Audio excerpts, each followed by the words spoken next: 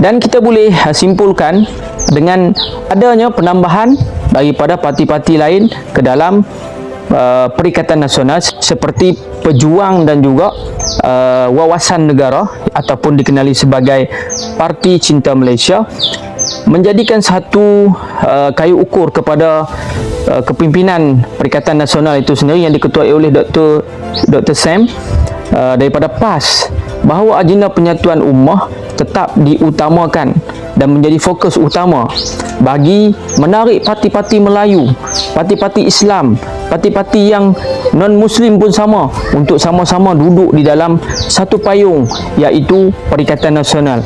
Kerana muafakat nasional ataupun perpaduan ummah ini perlulah diperkasakan bagi kepentingan rakyat, supaya rakyat di bawah tidak berkelahi, bergaduh dan seumpamanya. Dengan keputusan ini, kita dapat melihat bahawa Dr. Sam tegas dan juga dapat membuat keputusan yang terbaik kepada masyarakat. Kalau kita melihat kepada sejarah Bersatu itu sendiri, bahawa Bersatu ini telah pun berpecah.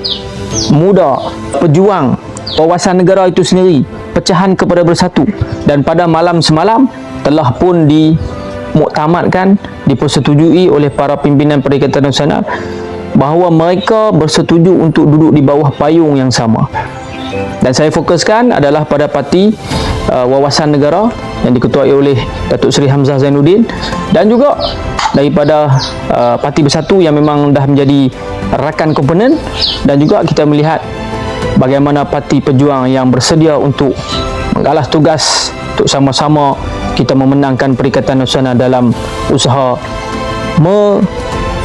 menyatupadukan rakyat Malaysia melalui wasilah politik. Jadi kalau kita tengok, inilah kepimpinan daripada PAS ketika mana PAS memimpin, PAS menjadi leader dalam parti yang besar, maka inilah yang telah dilaksana dan dijalankan oleh PAS sendiri, iaitu agenda penyatuan ummah. Kami sebagai Dewan Pemuda PAS Kawasan Sungai Petani menyokong sepenuhnya apa yang telah diputuskan dalam mesyuarat MTPN semalam. Siru ala barakatillah. Takbir ya syabab.